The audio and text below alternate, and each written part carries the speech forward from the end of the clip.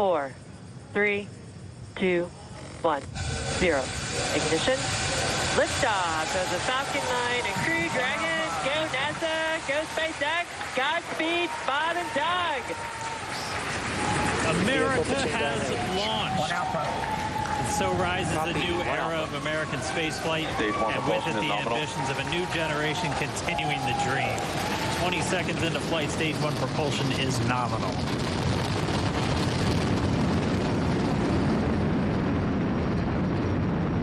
T plus 30 seconds into this historic mission. Flying crew on board Dragon and Falcon 9, and look at them go. Falcon power telemetry nominal. Au bout d'une minute. M1D throttle down. We're throttling down to get ready for the period of maximum dynamic pressure. C'est là We're in the throttle bucket. Reports say all systems are go. Vehicle is supersonic. We've exceeded Mach 1 on the Falcon 9. M1D throttle up. We're throttling back up to full power as we're through max Q. Copy, 1 Bravo. And we heard that 1 Bravo call out. That's just the second abort zone that they're in. They'll continue to be on this until the first stage has done its job and they switch over to the second. At this point, Bob and Doug pulling about 2.3 Gs, 2.3 times the Earth's gravity, already moving at over 1,500 miles per hour. We've heard the call out for MVAC engine chill. That's getting the MVAC engine ready to light. That'll come at about 2:44 into flight.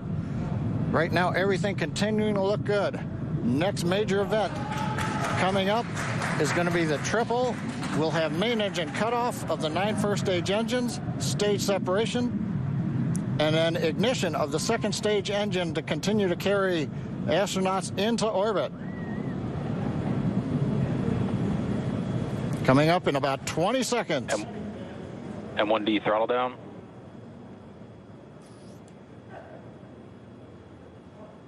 We heard we're throttling down the Merlin engines on the first stage.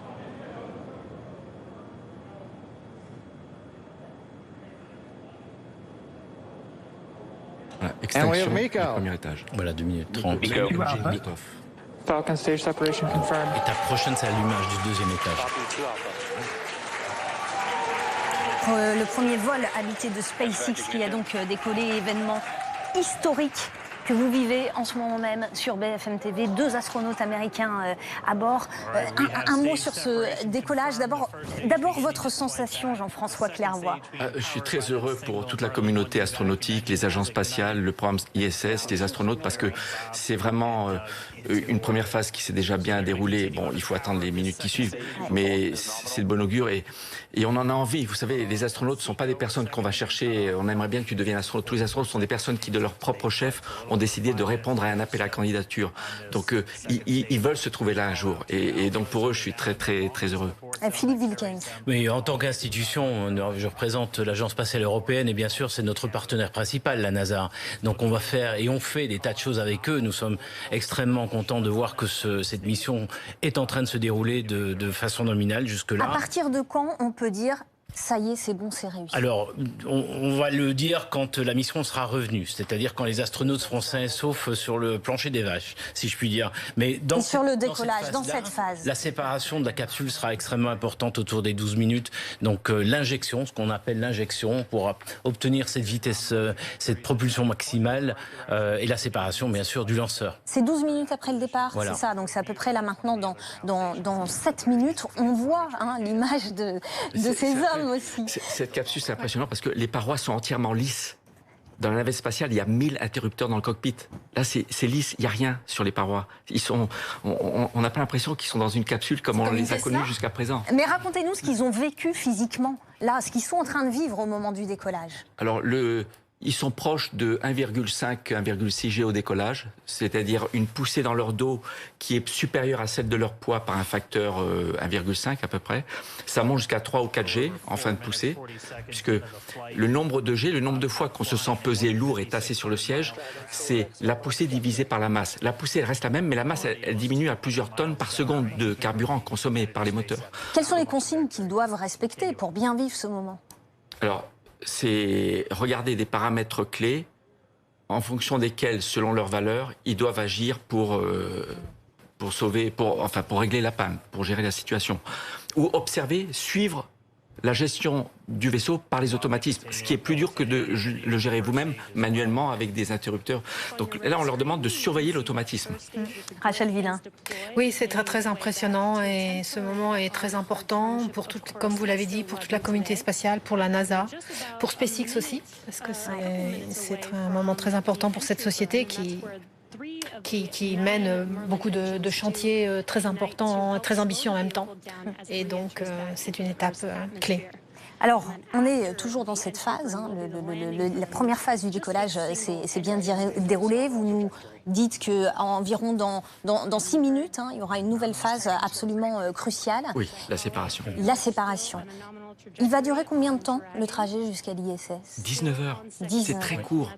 On a toujours eu des rendez-vous d'au moins 2 jours avec les vaisseaux américains précédents. Les Russes, récemment, ont réussi à faire des rendez-vous en 6 heures, 4 orbites. Mais là, entre le moment où Bob et Doug ont décollé et le moment où ils vont rejoindre la station dans 19 heures, la station aura tourné une douzaine ou une treizaine de fois autour de la Terre. La station qui est à 400 km de la Terre, ok. Philippe Wilkens, ils vont faire quoi une fois arrivés sur place, les 2 astronautes? Alors c'est un vol de démonstration. Hein. Donc effectivement, l'essentiel de la mission, c'est de décoller, d'arriver à la station et de revenir. Après, il y a un séjour dans la station, ils vont rejoindre les 3 astronautes qui sont à bord et ils vont évidemment s'intégrer à l'équipe pour faire un certain nombre d'expériences et préparer effectivement leur retour. Donc, comme tu disais, Jean-François, la mission, elle a une durée qui n'est pas encore complètement déterminée aujourd'hui et donc ils ont un plan de charge assez concentré sur les semaines qui vont venir. On veut vraiment profiter de leur présence à bord pour aider à produire des résultats scientifiques, puisque la station est sous-employée aujourd'hui par rapport à ce qu'elle pourrait fournir en données scientifiques par toutes les expériences présentes dans les différents modules laboratoires. Il faut savoir que cette station est habitée depuis 2000 ans de façon permanente, entre 3 et 6 personnes. Donc là, on est un peu en sous-effectif et ce coup de main sera vraiment utile. Mais j'attire l'attention sur ces images parce qu'elles sont... je parle un petit peu en homme de communication, c'est extraordinaire, non seulement sur le plan technique, de pouvoir suivre l'ensemble de... déjà la flamme de l'étage, le fait que ces 2 astronautes soient aussi sereins à l'intérieur, la trajectoire, on voit vraiment les corrections amenées par l'étage que vous venez de voir. Donc ça, c'est extraordinaire. À 21h30, vous l'avez vécu donc en direct sur BFM TV. La fusée SpaceX avec 2 astronautes américains à bord a donc décollé. Premier vol habité confié à une entreprise privée. Jean-Bernard Cadier, vous êtes sur place aux États-Unis et les premiers mots aussi de Donald Trump qui a assisté à ce décollage. C'est incroyable. Voilà sa première réaction. En anglais, it was pretty great. Effectivement, c'est ce que vient de dire le président Donald Trump. C'est incroyable, c'était magnifique. C'est ce qu'il vient de dire parce qu'il a assisté à 3 km de là au décollage de la fusée. Il était aux côtés du vice-président Mike Pence. Mike Pence était avec son épouse. Donald Trump, lui, n'était pas avec son épouse. Melania était venue mercredi, elle avait fait l'aller-retour de Washington, mais elle n'a pas voulu le faire aujourd'hui, ou peut-être pas pu le faire. Donald Trump a quitté Washington il y a quelques heures. Il rentrera ce soir. C'est une parenthèse tout à fait bienvenue pour lui dans une période extrêmement difficile avec les émeutes qui se multiplient dans ce pays après la mort d'un Noir à Minneapolis, après le chiffre de 100 000 morts causés par le virus qui a été rendu public cette semaine aux États-Unis. Donald Trump a pu oublier tout ça pour quelques minutes et voir cette fusée qui marque le retour des États-Unis dans les lancements et dans la présence active des astronautes dans l'espace. alors que depuis 9 ans, les États-Unis ne pouvaient plus lancer de fusées. Ils devaient compter exclusivement sur les Russes. Donald Trump est dans une phase où il essaye de rendre les Américains autonomes, surtout après la crise du virus. Il est absolument ravi que les Américains soient désormais autonomes en termes de lancement, mais il faut aussi, la vérité historique nous doit de le rappeler que c'est Barack Obama qui a lancé ce programme public-privé. Jusqu'à présent, c'était 100% public, la NASA. Aujourd'hui, c'est public et privé, puisque c'est SpaceX qui a été plus rapide que Boeing. SpaceX qui a pu présider à ce lancement aujourd'hui. C'est Barack Obama qui a lancé ce programme public-privé, dont on voit aujourd'hui un premier succès notoire.